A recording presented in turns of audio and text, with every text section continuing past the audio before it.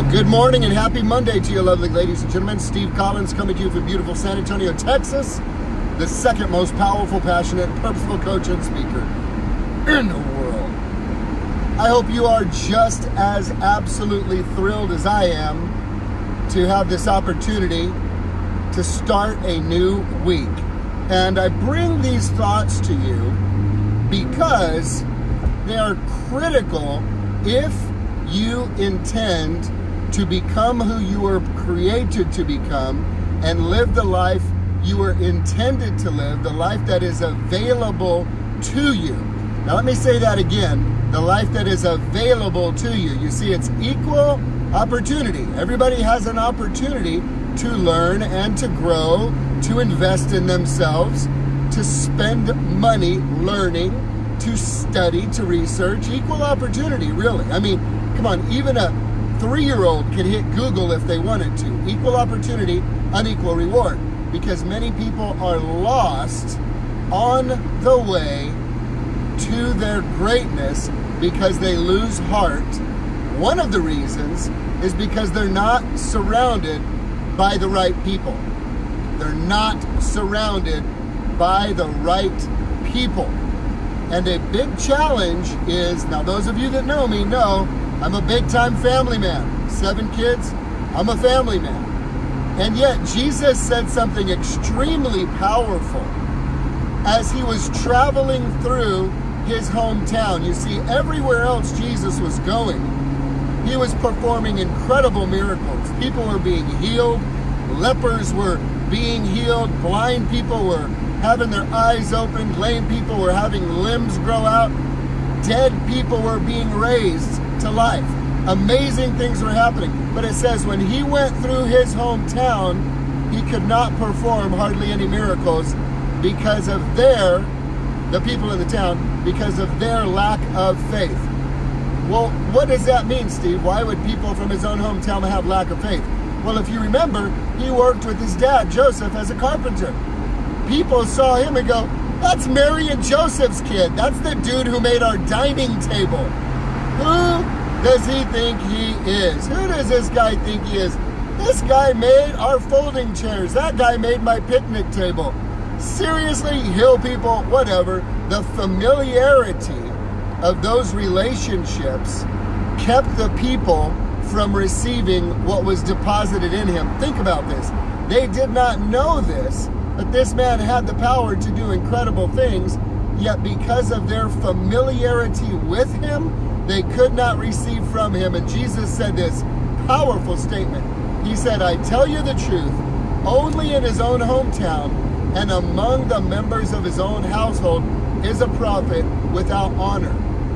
Have you heard the statement, familiarity breeds contempt? Familiarity can cause one to miss what is available to them and not be able to receive what is available to them because of the familiarity of the relationship. So I'm not telling people not to be worried about your family or not to be connected to them. What I'm saying is you cannot rely on those closest to you to see in you what is possible all the time because they're too familiar with you. It's a simple principle. It's not anything to be butthurt about, and it's not anything to be bitter about. It's something to be aware of so that you understand you better have a peer group. You better have some people. You better have some folks you can call on that can see in you what God put in you when others around you, maybe those most familiar with you, cannot see it. You've got to surround yourself with people who want you to win. Now, here's the subtle challenge. It's not that people are out to get you or to keep you from your greatness. It's just there's a very subtle energy that comes from a person who sees your potential, who knows what you're capable of, who can envision the big dreams you've set for yourself, and who can energize you along the way to help you through those valley seasons when you're not on the mountaintop. Your growth comes in the valley, not on the mountain. Go to the top of any super high mountain, and what you're going to find is there's not a whole lot of life there at all. You go to the valley and you find a lot of life in the valley. You see, Tony Robbins says it this way. He says, when we succeed, we tend to party. When we fail, we tend to ponder. That's when we reflect. That's when we choose different ways to live or to show up in life. So who you surround yourself with will have a dramatic effect. Are you ready for this drama?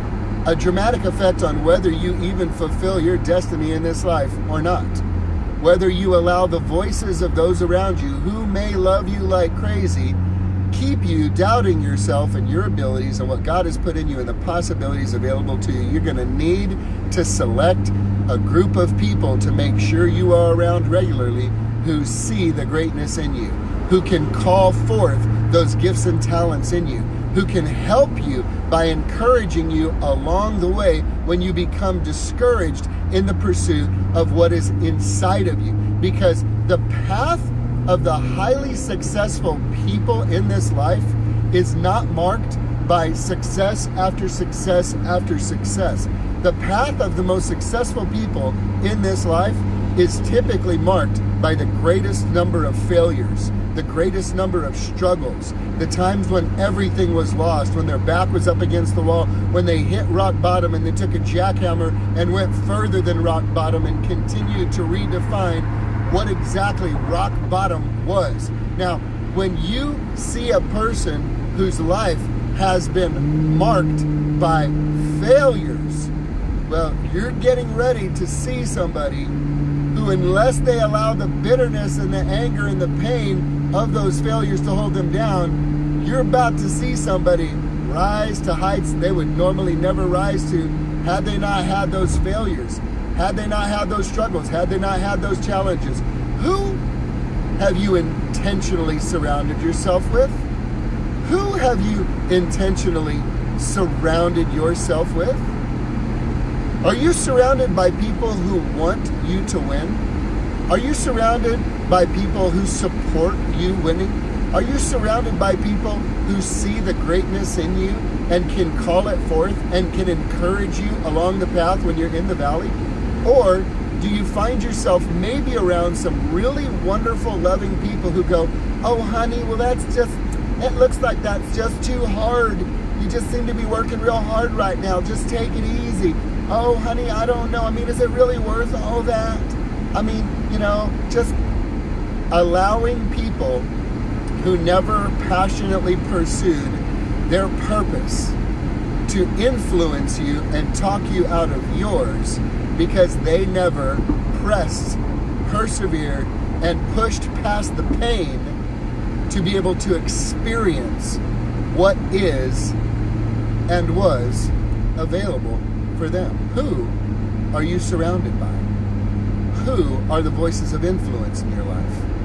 If your intention is to live the biggest life available to you, I'm going to tell you, it's going to be very, very critical that you choose wisely the voices of influence in your life, because sometimes those closest to you won't even be able to see the greatness in you. It's going to require a peer group that you intentionally selected who can see and support what it is that you know is available to you and in you, which, oh, by the way, ain't even about you, because when you become who you were created to be and fulfill the lifelong dream that's always been inside you and break off the shackles of fear to rise up, ladies and gentlemen, it's for other people. It's for your family. It's for those around you. It's for the people you go to church with. It's for the people that you work with. As you rise, everyone around you has an opportunity to rise, because they know, man, if she can do it, if he can do it, then I know I can probably do it. Who are you surrounding yourself with today? Are you there by default, or is it a peer group by design? The difference is your dream or your nightmare. Have a great day, guys.